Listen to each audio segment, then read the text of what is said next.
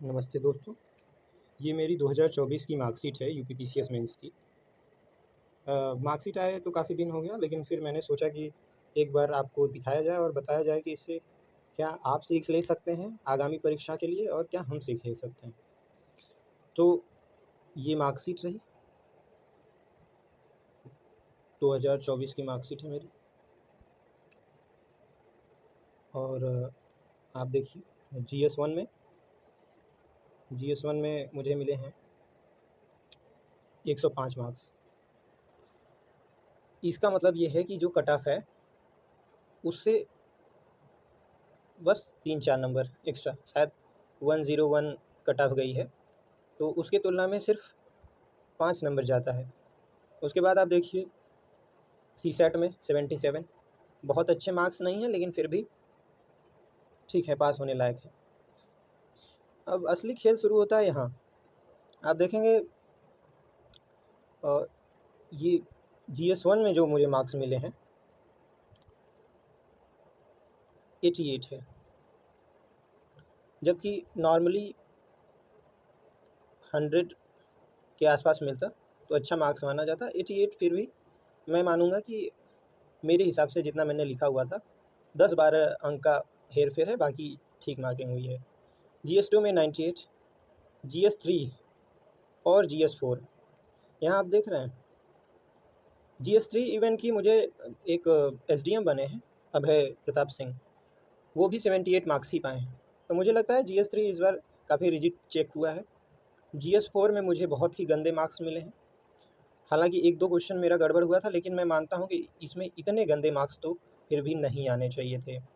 Minimum marks मुझे मिलते 90 के करीब। फिर आप देखिए जीएस5 में 78, जीएस6 में बढ़िया मार्क्स मिले हैं और जीएस5 में 78 मार्क्स। टोटल मेरे बनते हैं 683। और जो कट ऑफ थी शायद 740 के आसपास लोग बता रहे हैं, तो उस हिसाब से कट ऑफ क्लियर नहीं हुआ मेरा। काफ़ी लगभग 50+ मार्क्स का गैप था इंटरव्यू कॉल पे। हालांकि आपको ध्यान रखना पड़ेगा कि इंटरव्यू कॉल आ जाने से आपका सिलेक्शन नहीं होना होना है। अगर 750 पे कॉल आया है, 740 पे कॉल आया है, तो आपको मिनिमम 780 मार्क्स चाहिए, तब जाके आपको कोई पोस्ट मिलेगा। और यदि आप जैसे एसडीएम या डीएसपी बनने की इच्छा रखते हैं तो आपको मिनिमम 800 मार्क्स चाहिए, नहीं तो फिर आप एसडीएम या डीएसपी नहीं बन सकते। तो मुझे जो एरियाज़ लगते हैं वो मेरे लिए जो ख़तरनाक साबित हुए वो रहा पेपर 3,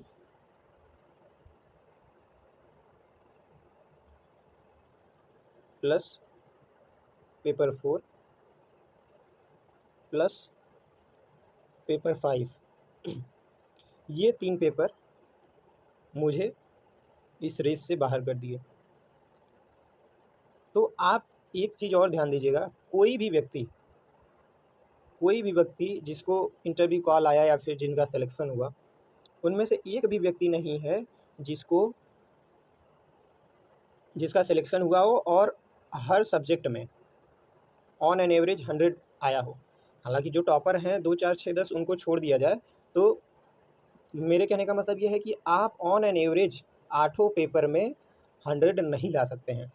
तो इसका उपाय क्या है, जो मैं समझ पाया हूँ अब तक की, इसका एक ही उपाय है कि आप 4 पेपरों को 120 प्लस टारगेट करने की कोशिश करिए, ताकि इनकी जो कॉपी चेकिंग का मेथड है उसकी वजह से अगर ये 2 पेपर में भी आपको दबाएं, मतलब 2 पेपर में आपको 100 नंबर मान लीजिए दे दिए मिला के, तो बाकी 6 पेपर जो हैं आपके, ये 6 पेपर आपको बचा लें, सेफ जोन में रख दें। मतलब कहने का ये है कि अगर 120 मार्क्स आप एवरेज लेके चलेंगे 4 पेपर में, तो यही हो जाएगा 480 मार्क्स।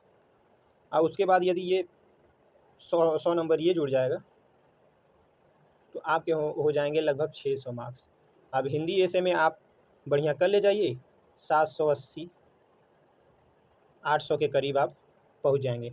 मेरे कहने का मतलब ये है कि आयोग पे भरोसा कीजिए, कि आयोग आपको 2 पेपर में लटका सकता है, मतलब 2 पेपर में 100 नंबर तक आपको दे सकता है। 50 + 50 एवरेज मान के चलिए। ये किसी में दे सकते हैं आपको 70 दे देंगे और किसी में आपको दे देंगे 30।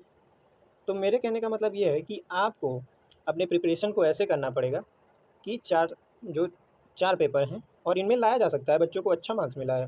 जैसे अगर आप मेरी ही मार्क्स देखेंगे, GS 6 में 103, GS 2 में 98, और अगर आप चाहें तो GS 1, GS 2, GS 6 और GS 5, इन 4 पेपरों में आप कर सकते हैं 120, 110 ऐसे मार्क्स आप ला सकते हैं।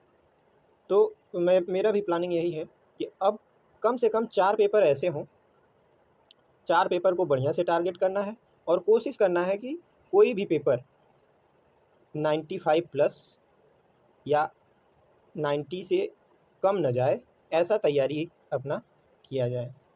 तो ये मैंने सीखा है इस एग्ज़ाम में। हालांकि मैंने हम लोग जो 2024 का एग्ज़ाम दिए थे उसमें फ़ेल हो गए। 2025 का भी मेंस हम लोग दिए हैं। अब देखते हैं इसके रिज़ल्ट में क्या होता है। हालांकि ये पेपर इनके तुलना में तो बढ़िया ही हुआ है क्योंकि तैयारी भी किया गया था। और अब आगे की तैयारी ये है कि 2026 इसको कैसे टैकल किया जाए।